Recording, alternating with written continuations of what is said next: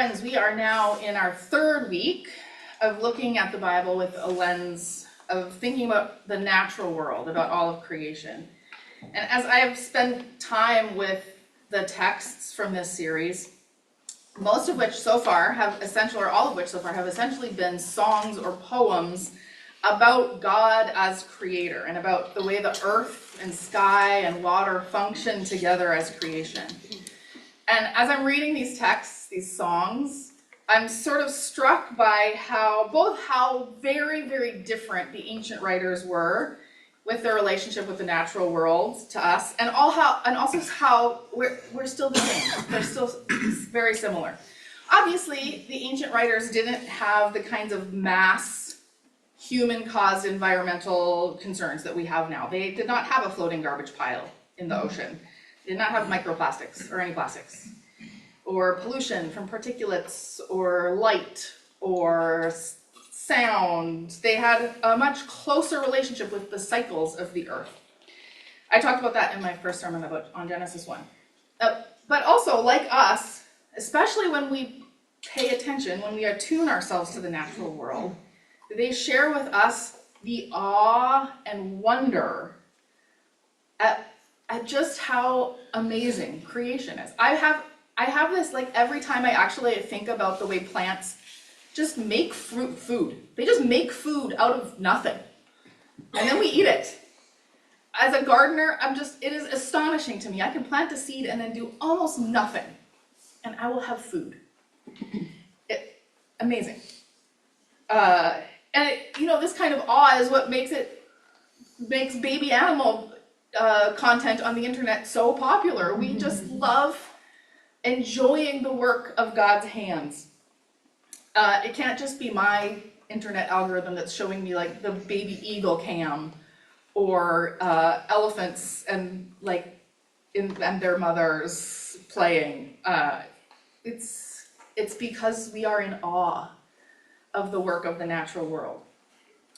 And also, like the ancient writers, we lament. We lament when we see creation being harmed, and especially when we recognize our role in that. And poets are the best at this. They're the best at expressing that kind of lament, whether that is in the Psalms, today wasn't a psalm of lament, but we did hear some lament. Last week, we're going to be hearing some more lament.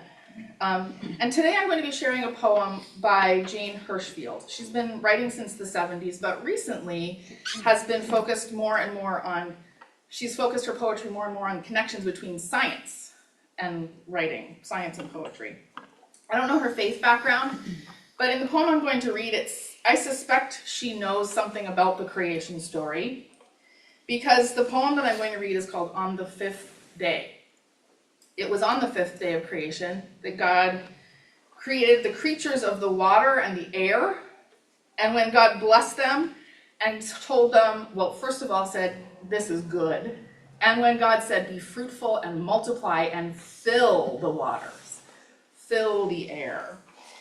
And maybe you will also recall that while humans also received this same blessing, humans and animals were told to be fruitful and to multiply, when we act to hurt or destroy what is in the earth, what is on the earth, what is under the sea, what is in the air, we are undoing God's blessing on those creatures. So this is called On the Fifth Day. On the fifth day, the scientists who studied the rivers were forbidden to speak or to study the rivers. The scientists who studied the air were told not to speak of the air, and the ones who worked for the farmers were silenced, and the ones who worked for the bees. Someone from deep in the Badlands began posting facts. The facts were told not to speak and were taken away. The facts, surprised to be taken, were silent. Now it was only the rivers that spoke of the rivers, and only the wind that spoke of the bees, while the unpausing factual buds of the fruit trees continued to move toward their fruit. The silence spoke loudly of silence, and the rivers kept speaking of rivers, of boulders and air. Bound to gravity, earless and tongueless, the untested rivers kept speaking. Bus drivers, shelf stockers, code writers, machinists, accountants, lab techs, cellists kept speaking. They spoke. The fifth day of silence. That poem was written in 2017, but it feels extremely contemporary. In Hirschfield's poem, the silence she talks about is a silence of suppression. We can all hear that, the way the voices of people speaking for the earth are being silenced. Anyone, cellists and bus drivers and coders and all of those people, trying to amplify the voice of the water, of the creatures themselves. That's a kind of silencing that feels pretty familiar. Spending on environmental agencies that protect wilderness, like slash. They're just being slashed. We all know it. The psalmist also writes of silence. The psalm starts out pretty person-centered, but it doesn't stay there. The psalm starts with human praise, with human experience, and it starts like this. Listen to prayer, the psalmist said, and all living things come to you. The psalmist is noticing God's hand in all of the earth, all living things, not just the living things of all of creation, but the movement of the waters, from the edge of the ocean to the rain that's falling, just like in that story, all that cycle of earth and water. It's the planting and the growing. In the psalm,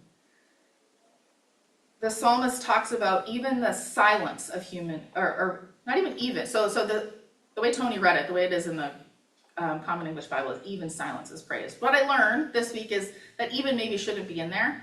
Maybe it should just read, silence is praise.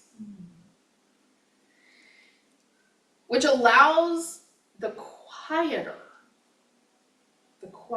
praise of all creation to be heard.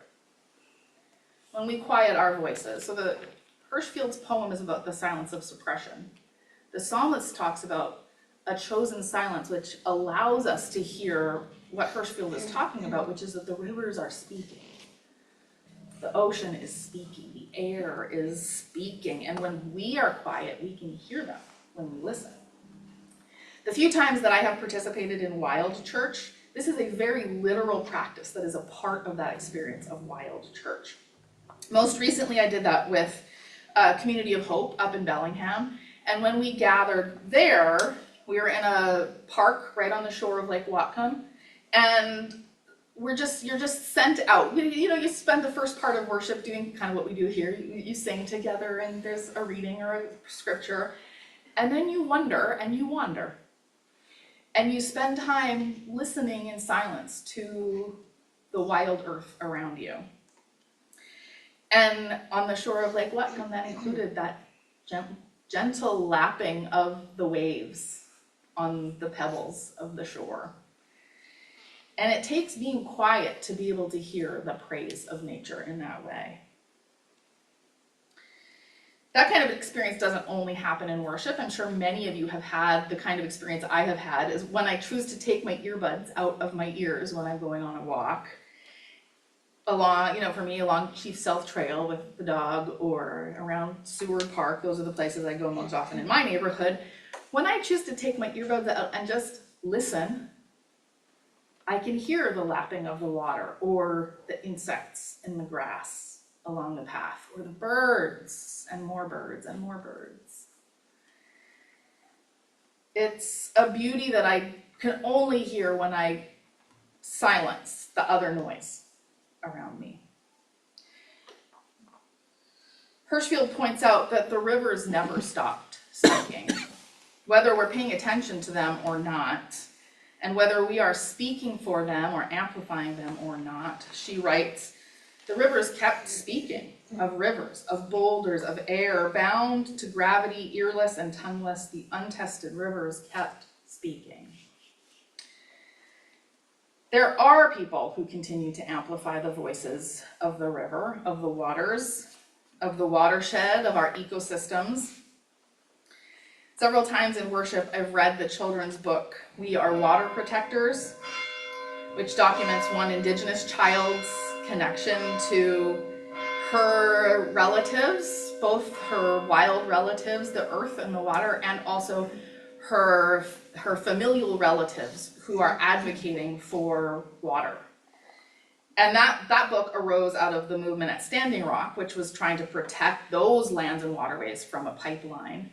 I wish that one of the books that I wanted to bring as our children's time today was about a group of women in Northern Ontario who noticed their waterways being polluted and unprotected, and who for 7 years walked around the Great Lakes to bring attention to those waterways, and to call, like, those grandmothers doing the work of protecting the water.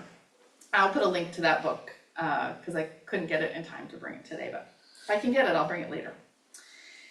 Indigenous folks, both here on our land, here on Turtle Island, North America, and also internationally, are speaking and trying to speak for rivers and being silenced and spoken over. Sarah Augustine, whom most of us know now from her work with the Coalition to Dismantle the Doctrine of Discovery, when I first met her 20 years ago, she was just in the infancy of starting the Suriname Indigenous Health Fund. She and her husband Dan, I'm sure many of you know this, visited Suriname and heard from the Indigenous women there who were saying, our waters are we can't even use them. You know, that was their livelihood, and yet they were being, the corporations who were who were mining and extracting minerals were just pouring chemicals into the water so that the fish that they fished were full of mercury. And they were starting to experience the effects of that in their bodies. And Sarah and Dan went on to establish the Suriname Indigenous Health Fund, to connect with Indigenous people, to speak at the UN and at the World Council of Churches, and to advocate for those communities, and then to bring them ways to test their water, to prove that they were being contaminated, and to bring them ways to clarify their water and be able to use their land and waterways. And they are still struggling, those Wayana communities, to do that. That their waterways were poisoned meant they were poisoned. And we're enough removed that we don't see those effects, but it affects us too. And Indigenous people remember that water is a resource for all of us. The psalmist sings of a God who dwells in the waves, who visits the earth with abundant water to nourish it, who softens the earth with rain that blesses growth. That system and cycle is a system that we want to protect, because regardless of our distance from it, the earth and the watershed, that's where we get our food too. We're incredibly blessed to live in a part of the country where we don't need to think about it that much. But even if the water isn't pulled directly from a river, we should be listening to and amplifying the voices who are listening to the rivers. In the Seattle area, I'm most familiar with the work of the Duwamish tribe in the way that they're especially trying to advocate for the Duwamish River, which is highly trafficked with boats and industry and all kinds of things traveling on that river. It's barely looks like it would have looked 100 years ago. The Duwamish have been really active in trying to speak for that river, and their website says this about it. The Duwamish tribe is committed to restoring the land and the water. The tribe's ancestral homelands are along the waters of Elliott Bay and the Duwamish River watershed. We think of, I'm just going to interrupt my quote to say you all know this, we think of rivers just being one system, but the water is traveling from all directions into, it's so interesting to look up maps of watershed and to see how all the little creeks and tributaries all make their way into these larger bodies of water. It's so much bigger than when we remember that. It's everywhere. And lots of those little tributaries are like underneath our feet and like underground, and then they sort of emerge to make their way into the rivers. Again, from the quoting the Duwamish website, they say native plants and animals of the area were part of our culture and our heritage, as well as the source of our food and our shelter. That's the end of the quote. They have worked really hard to advocate for the Duwamish river system, and that's included building partnerships with the city and the county and with many organizations, and with founding the Duwamish River Community Coalition. So they're part of a coalition of a number of organizations that are trying to ensure that the Duwamish River is clean and that it benefits the whole community, not just themselves, and that it protects both the wildlife and human health. I very occasionally I visit the Longhouse and I'll go to an event there. I don't have the capacity to go to their cleanups, which they hold frequently.